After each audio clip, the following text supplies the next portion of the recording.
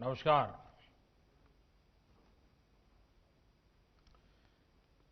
FICCI president Sangeeta Reddy ji, secretary general Dilip Chinoy जी, भारत के उद्योग जगत के साथी, देवी और सज्जनों, हम लोगों ने 2020 के मैच में तेजी के साथ बहुत कुछ बदलते देखा है, लेकिन 2020 के इस साल ने सभी को मात दे दी है। इतने उतार चढ़ाव से देश गुजरा है, पूरी दुनिया गुजरी है कि कुछ वर्षों बाद जब हम कोरोना काल को याद करेंगे तो शायद यकीन ही नहीं आएगा। लेकिन इससे भी सबसे अच्छी बात रही है, जितनी तेजी से हालत बिगड़े उतनी ही तेजी के साथ सुधर भी रहे हैं।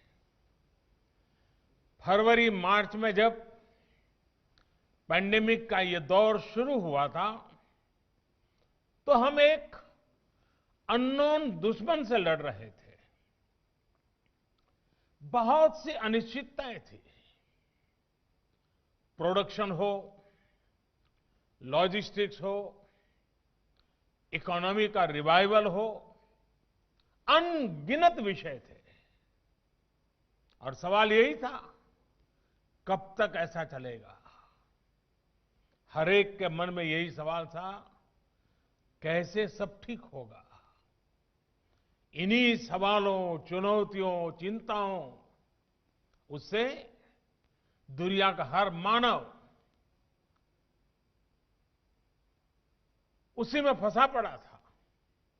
लेकिन आज दिसंबर आते आते स्थिति बहुत बदली हुई नजर आ रही है। हमारे पास जवाब भी है और रोड मैप भी है। आज जो इकोनॉमी के इंडिकेटर्स हैं वो उत्साह बढ़ाने वाले हैं, हौसला बढ़ाने वाले हैं। संकट के समय देश ने जो सीखा है उसने भविष्य के संकल्पों को और दृढ़ किया है। और निश्चित तौर पर इसका बहुत बड़ा श्रेय भारत के एंटरप्रेन्योर्स को जाता है, भारत की युवा पीढ़ी को जाता है, भारत के किसानों को जाता है, आप सभी उद्यमियों को, सभी देशवासियों को जाता है। साथियों, हमेशा से ग्लोबल पैंडेमिक के साथ एक इतिहास, एक सबक जुड़ा रहा है। जो देश ऐसी महामारी के समय अपने ज्यादा से ज्यादा नागरिकों को बचा ले जाता है, उस देश की बाकी सारी व्यवस्थाएं उतनी ही तेजी के साथ रिबाउंड करने की ताकत रखती है। इस महामारी के समय भारत ने अपने नागरिकों के जीवन को सर्वोच्च प्राथमिकता दी, ज्यादा से ज्यादा लोगों का जीवन बचाया और आज इसका नतीजा देश भी देख रहा है, दुनिया भी देख रही है। भारत ने जिस तरह बीते कुछ महीनों में एकजुट होकर काम किया है, नीतियां बनाई हैं, निर्णय लिए हैं, स्थितियों को संभाला है, उसने पूरी दुनिया को चकित करके रख दिया है। बीते 6 वर्षों में दुनिया का जो विश्वास भारत पर बना था, वो बीते महीनों में और मजबूत हुआ है।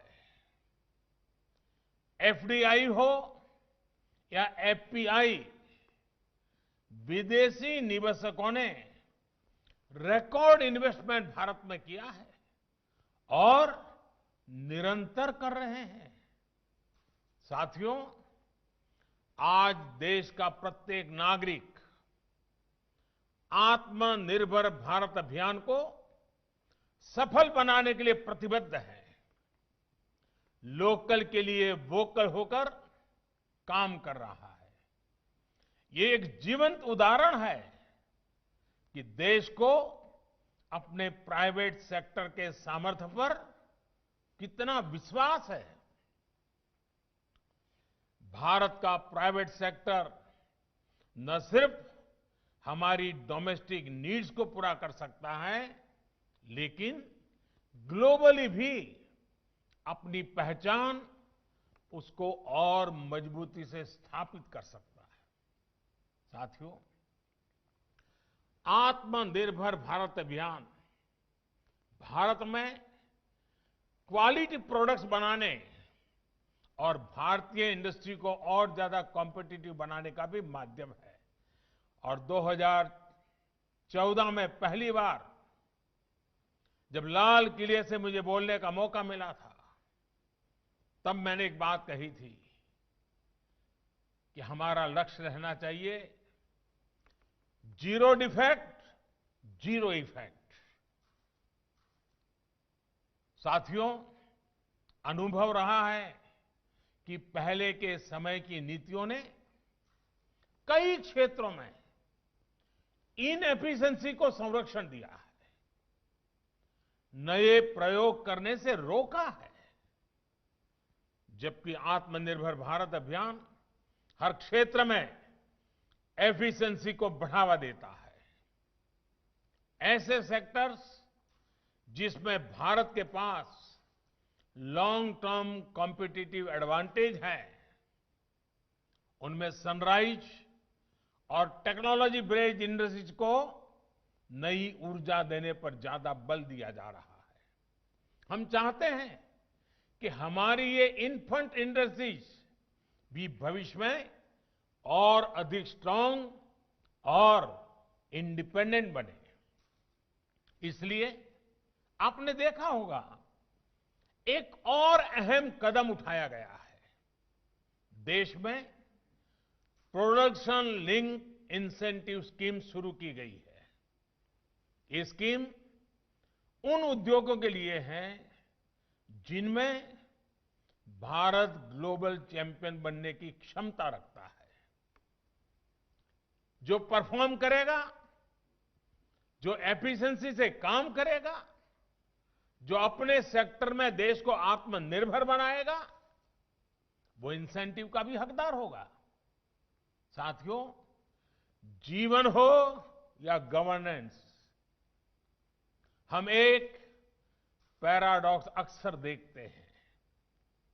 जो कॉन्फिडेंट होता है, वो दूसरों को जगह देने में हिचकिचाता नहीं है, लेकिन जो दुर्बल मन का होता है, इनसिक्योर होता है, वो अपने आसपास के लोगों को भी अवसर देने से डरता है।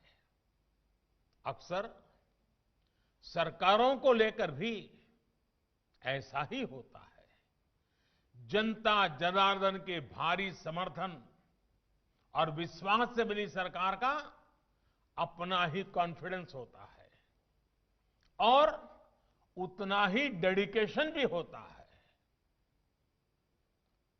और तभी तो सबका साथ, सबका विकास, सबका विश्वास, इस मंत्र को चरितार्थ करने के लिए जी जान से सरकार जुटी रहती है।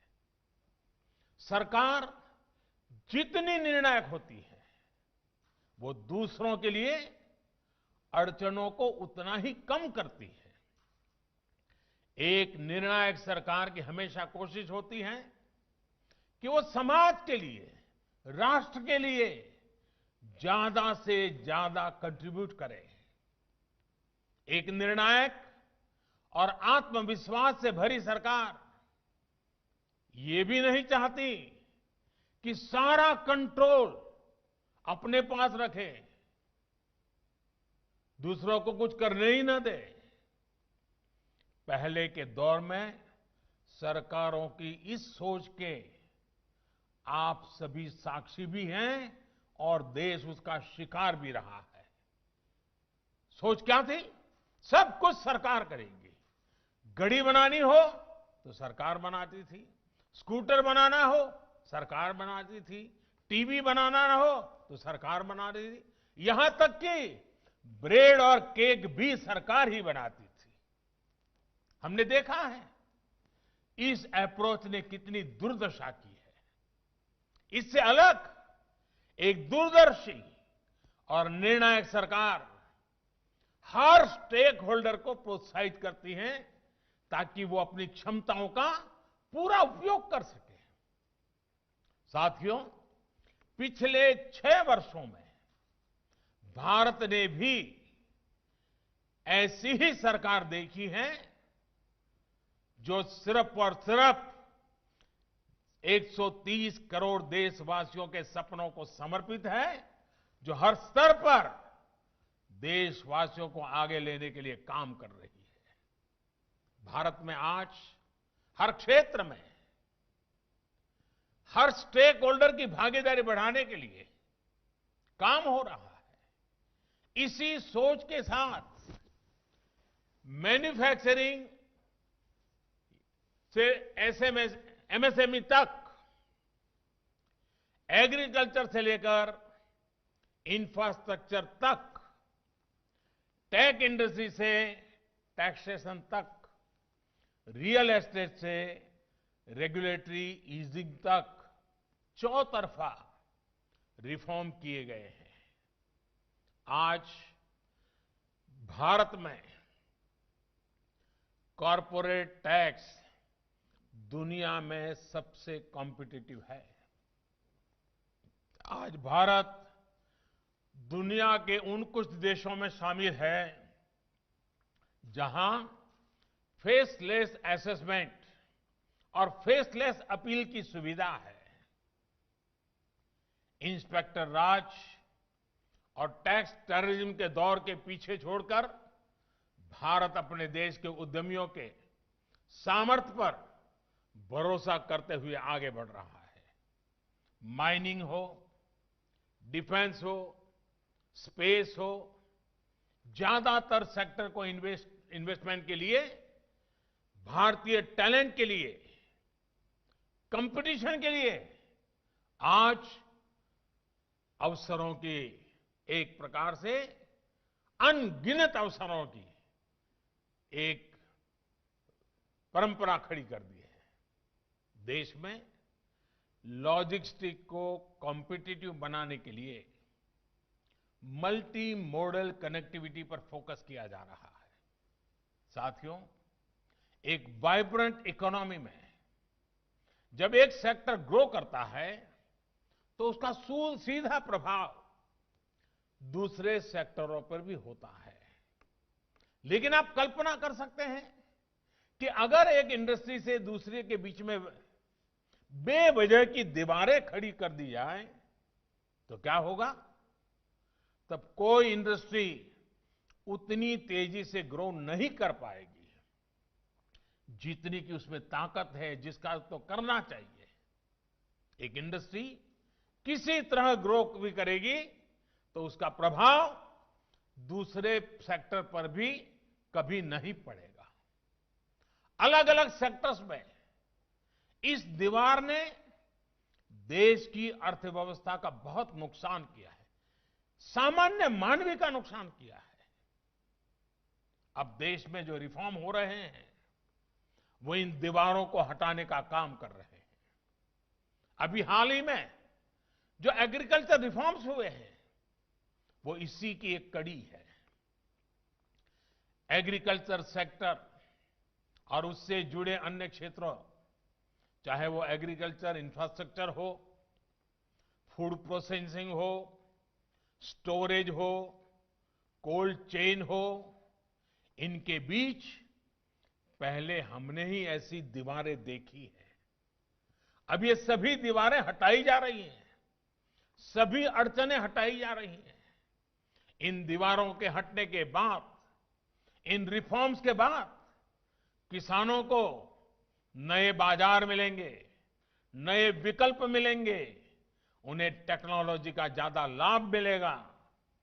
देश का कोल्ड स्टोरेज इंफ्रास्ट्रक्चर आधुनिक होगा।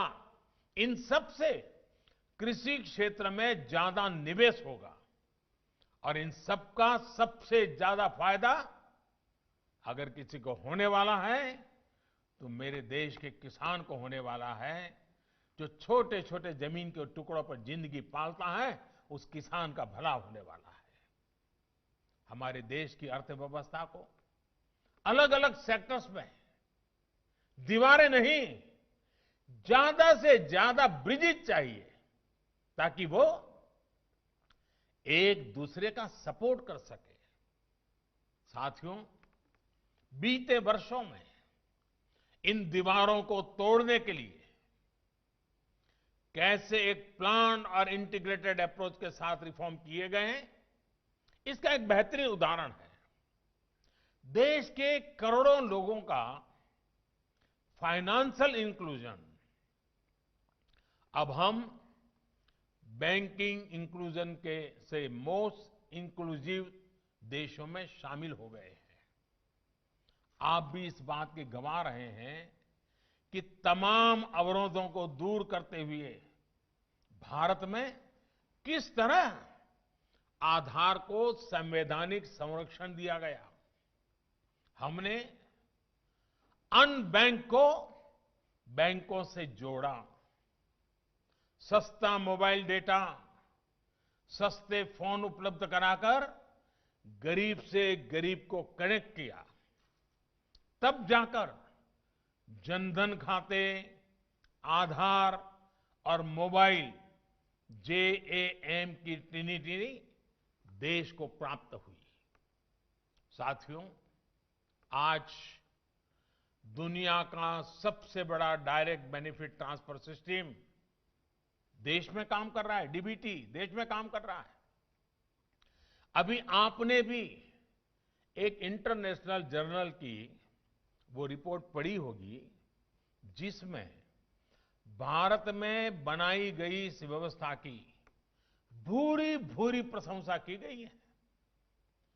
कोरोना के समय में जब अनेक देशों को अपने नागरिकों तक सीधे पैसे भेजने में दिक्कत आ रही थी, वो चेक और डाक विभाग पर निर्भर थे।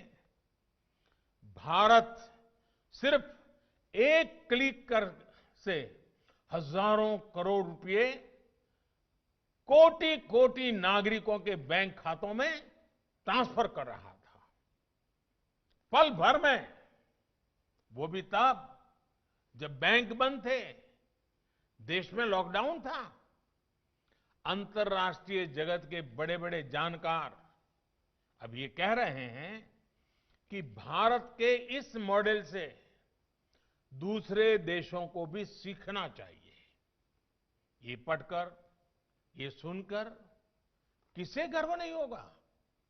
साथियों, एक समय था जब कुछ लोग ये सवाल उठाते थे कि अशिक्षा और गरीबी भरे माहौल में भारत कैसे टेक्नोलॉजी को अपने सामान्य नागरिकों तक पहुंच पाएगा।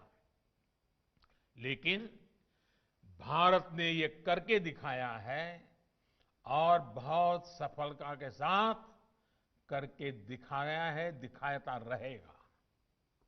आज अकेले UPI प्लेटफॉर्म पर ही हर महीने करीब करीब 4 लाख करोड़ रुपए का ट्रांजैक्शन हो रहा है।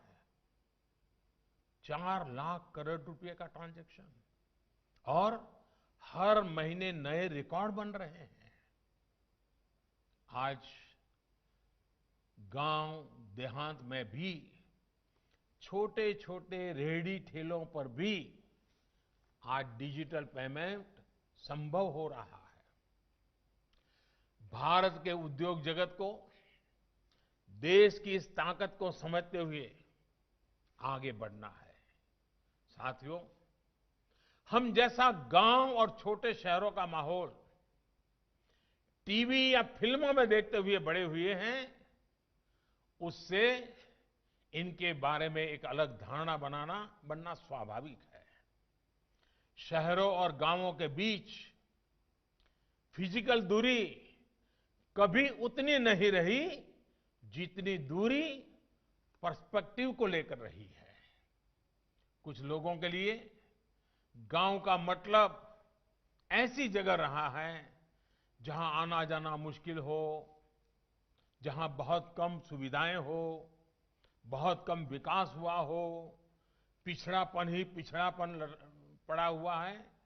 लेकिन अगर आप आज रूरल या सेमी रूरल इलाकों में जाएंगे तो आपको एकदम अलग दृश्य मिलेगा। एक नई आशा, नया विश्वास आपको नजर आएगा। आज का ग्रामीण भारत बहुत बड़े बदलाव के दौर से गुजर रहा है। क्या आप जानते हैं कि रूरल इंडिया में एक्टिव इंटरनेट यूजर्स की संख्या शहरों से ज्यादा हो चुकी है? क्या आप जानते हैं कि भारत के आधे से ज्यादा स्टार्टअप्स हमारे टियर 2, टियर 3 शहरों में हैं? प्रधानमंत्री ग्रामीण सड़क योजना से देश की लगभग 98% बस्तियां सड़कों से जुड़ चुकी हैं।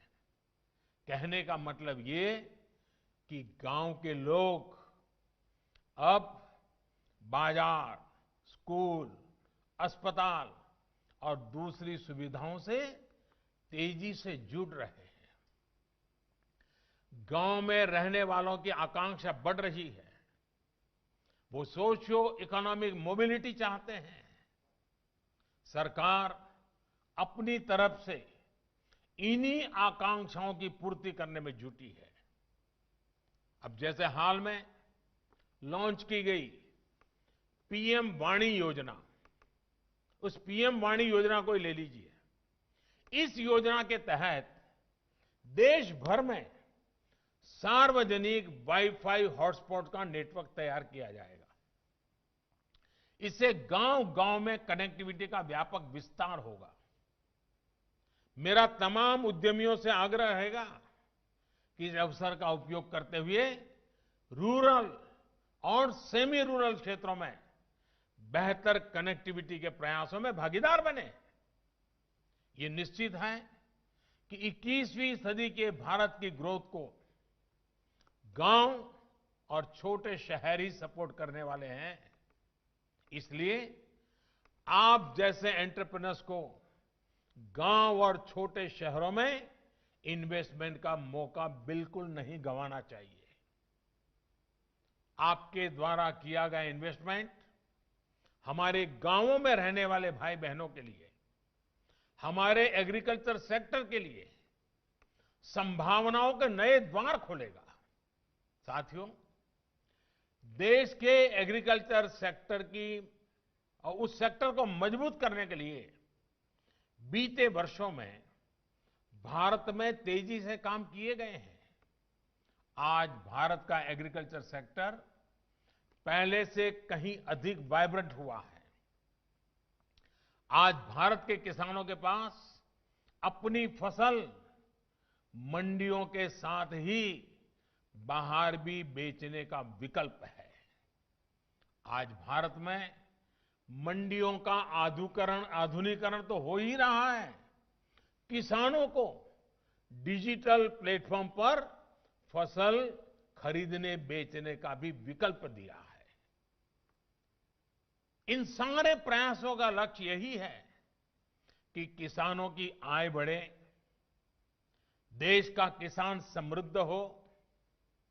जब देश का किसान समृद्ध होगा तो देश भी समृद्ध होगा। आपको मैं एक और उदाहरण देता हूं कि कृषि क्षेत्र को पहले कैसे हैंडल किया जा रहा था।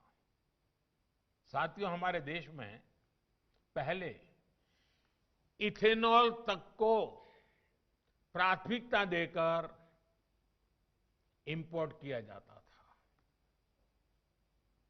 जबकि खेतों में गन्ना किसान परेशान रहता था कि उसका गन्ना बिक नहीं रहा या उसके गन्ना किसानों का हजारों करोड़ रुपए का बकाया भी समय पर मिलता नहीं था। हमने इस स्थिति को बदला। हमने देश में ही इथेनॉल के उत्पादन को बढ़ावा दिया। पहले चीनी बनती थी, गुड़ बनता था। कभी चीनी के दाम गिर जाते थे तो किसान को पैसे नहीं मिलते थे, कभी चीनी के दाम बढ़ जाते थे तो कंज्यूमर को तकलीफ होती थी। यानी कोई व्यवस्था ऐसी चल ही नहीं सकती। और दूसरी तरफ हम हमारे कार स्कूटर चलाने के लिए विदेशों से पेट्रोल लाते थे। अब ये काम इथेनॉल भी कर सकता था। अब देश में पेट्रोल में 10% तक इथेनॉल की ब्लेंडिंग करने की तरफ बढ़ रहा है। सोचिए, इससे कितना बड़ा बदलाव आने वाला है। इससे गन्ना किसानों की आमदनी तो बढ़ेगी, रोजगार के भी नए अवसर मिलेंगे। साथियों, आज जब मैं उद्योग जगत के वरिष्ठ लोगों के बीच हूं तो इस बात को भी खुलकर कहूंगा कि जितना हमारे देश में एग्रीकल्चर पर प्राइवेट सेक्टर द्वारा निवेश किया जाना चाहिए था, दुर्भाग्य से उतना नहीं हुआ। इस सेक्टर को प्राइवेट सेक्टर द्वारा उतना एक्सप्लोर ही नहीं किया गया। हमारे यहां कोल्ड स्टोरेज की समस्याएं रही है। बिना प्राइवेट सेक्टर के सपोर्ट के सप्लाई चेन बहुत सीमित दायरे में काम करती रही है। फर्टिलाइजर की किल्लत होते आपने भी देखा है। इसका कितना इंपोर्ट भारत करता है, आप भी जानते हैं। एग्रीकल्चर सेक्टर की ऐसी कितनी ही चुनौतियों के समाधान के लिए केंद्र सरकार निरंतर काम कर रही है। लेकिन इसमें आपके इंटरेस्ट और आपके इन्वेस्टमेंट दोनों की आवश्यकता है। मैं मानता हूं कि एग्रीकल्चर से जुड़ी कई कंपनियां अच्छा काम कर रही हैं, लेकिन सिर्फ उतना ही काफी नहीं है। फसलें उगाने वाले किसानों को, फल सब्जियां उगाने वाले किसानों को जितना आधुनिक टेक्नोलॉजी का, आधुनिक व्यापार और उद्योग के तौर तरीके का जितना सपोर्ट मिलेगा, उनकी जरूरतों को देखते हुए जितना हम इन्वेस्ट करेंगे, उतना ही हमारे देश के किसानों का, फसलों का नुकसान कम होगा, उतनी ही उनकी आय बढ़ेगी। आज ग्रामीण क्षेत्र में एग्रो बेस्ड इंडस्ट्री के लिए बहुत बड़ा स्कोप है। पहले की नीतियां जो भी नहीं हो, लेकिन आज की पॉलिसीज ग्रामीण कृषि आधारित अर्थव्यवस्था विकसित करने के लिए बहुत अनुकूल है। नीति से और नियत से सरकार पूरी तरह किसानों का हित करने के लिए प्रतिबद्ध है। साथियों, एग्रीकल्चर के साथ ही सर्विस सेक्टर हो, मैन्युफैक्चरिंग हो, सोशल सेक्टर हो, इसमें हम एक दूसरे को कॉम्प्लीमेंट कैसे करें, इस पर हमें पूरी एनर्जी लगानी है। फिक्की जैसे संगठनों को इसमें ब्रिज भी बनना है और इंस्पिरेशन भी बनना है। एमएसएमईज को सरकार ने ताकत दी है, आप इस ताकत को मल्टीप्लाई कर सकते हैं। लोकल वैल्यू और सप्लाई चेन को कैसे सशक्त करें, ग्लोबल सप्लाई चेन में कैसे भारत की भूमिका व्यापक हो, इस स्पष्ट लक्ष्य के साथ हम सबको मिलकर के काम करना है। भारत के पास मार्केट भी है, मैन पावर भी है और मिशन मोड पर काम करने की कैपेबिलिटी भी है। पैंडेमिक के इस दौर में भी हमने देखा है कि आत्मनिर्भरता की तरफ बढ़ना भारत का हर कदम कैसे पूरी दुनिया को लाभ देता है। हमारे फार्मा सेक्टर ने मुश्किल समय में भी ग्लोबल सप्लाई चेन को प्रभावित नहीं होने दिया। अब जब भारत वैक्सीन मैन्युफैक्चरिंग के मामले में आगे बढ़ रहा है, तो इससे भारत के करोड़ों जीवन को तो लाभ, सुरक्षा कवच मिलेगा ही, दुनिया के अनेक देशों में भी नई उम्मीद जगी है। साथियों, हम लोग एक मंत्र से सब परिचित हैं और वो हमारे जीवन के लिए आवश्यक भी है। हमारे यहां कहा गया है, तन्मे मनः शिव संकल्पमस्तु, यानी मेरा मन उत्तम संकल्पों वाला हो। इसी भाव से हमें आगे बढ़ना है। देश के लक्ष्य, देश के संकल्प, देश की नीतियां स्पष्ट हैं। इंफ्रास्ट्रक्चर हो या पॉलिसी रिफॉर्म को लेकर भारत के इरादे पक्के हैं। महामारी के रूप में जो भी स्पिरिट ब्रेकर आया था, अब हम उसे आगे निकल रहे हैं। हम नए विश्वास के साथ हम सभी को पहले से अधिक मेहनत करनी है।